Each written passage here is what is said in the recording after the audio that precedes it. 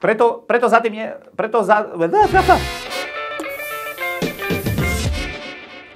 Hej, ty bežný smrteľník, zároveň svedok Dragulov. Dík, že si klikol na toto video. Opäť som zanalizoval vaše odpovede a vybral pár takých, o ktorých si myslím, že nie sú úplne s kostolným poriadkom. Po tých všetkých odpovediach na otázku, z čoho ty najradšej slintáš, potopolčiansky slinceš, ťa musím privítať iba takto. No serus ty gebroš. Zebra Place.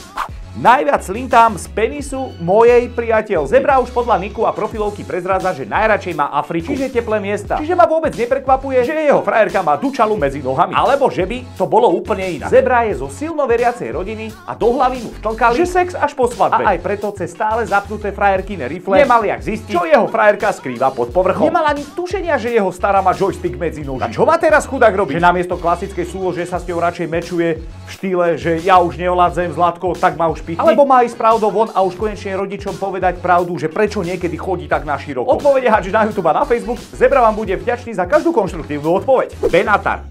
Najviac slintám, když dostanú epileptický záchvat. Benatar mi toto odpovedou pripomenul starý joke, že bavia sa dvaja epileptici. Že počul som, že minule si vyhral breakdance. A on, že hej, a to som si šiel objednať len kolu. Nie je to pekné si robiť takúto srandu. Pretože už len na výstrahu poviem, najväčšou tragédiou je, epileptický záchvat dostane človek trpiaci leprom. Čo má zase aj výhodu, lebo keď ho chcete po takom záchvate lokalizovať, je vlastne všade. Boris Čižmar.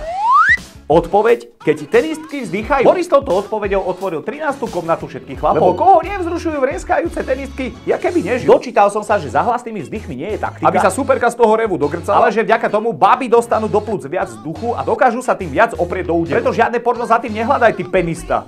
Tenista. Nie, tieto premudrelé články môžu hovoriť čo. Ja keď počujem vrieska tenistku, ja vidím, že má oblečenú len raket. Myslím si, že po Borisovom priznaní môžem pokojne prehlásiť, že už chodí s nejakou tenistkou. Len bohužiaľ nedávno vstúpila do jeho života ďalšia rana. Keď sa vrátila od sexuológa, prezradila, že všetko, o čom si myslel celé tie roky, že je orgazmus, bola len astma. Adrián Dlouhý.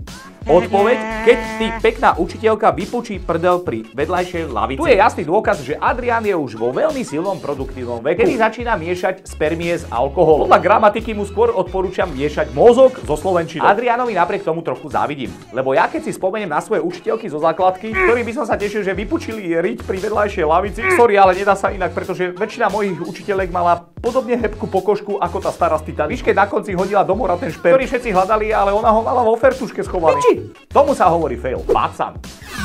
Nejvíc slintám z toho, když vidím nový díl mého nejoblíbenejšieho seriálu Rýchle prachy. Konečne si niekto všimol aj kvalitnú tvorbu. Tento seriál je na internete nejakú dobu a naučil mnohých k väčšej ľudskosti. Pretože už na začiatku neznámy muž dáva peniaze úbohým ženám, aby nehľadoval. Len trošku mi v nich vadí, že cca po 5 minútach si ich teta už zahrá. Navyše si každý pri tejto telenovele precvičí češtinu. Ku príkladu, jo. Seš to celá hezká holka? Nesmíš sa stýdať? Každý seriál má aj svoje kultové výroky a Rýchle prachy nie sú výnimkou. Dobrý den, slečno. Hele, dám ti další 3000, když mi ukážeš prsa. Ale, a to tá kamera? Že to nedáš na ne.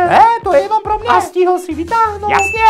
Neboj. Jop, takto to boli ďalšie parapsychologické keci, a.k.a. Jomentáre číslo 8. Ak sa ti páčili, hoď like, nezabudni na odber, lebo ešte z tejto strany života by som chcel stihnúť aspoň 50k odberateľov. Čo skoro ďalšia Jo Show a ďalšie Jomentáre a vidíme sa na Twitchi. Bye bye, drive.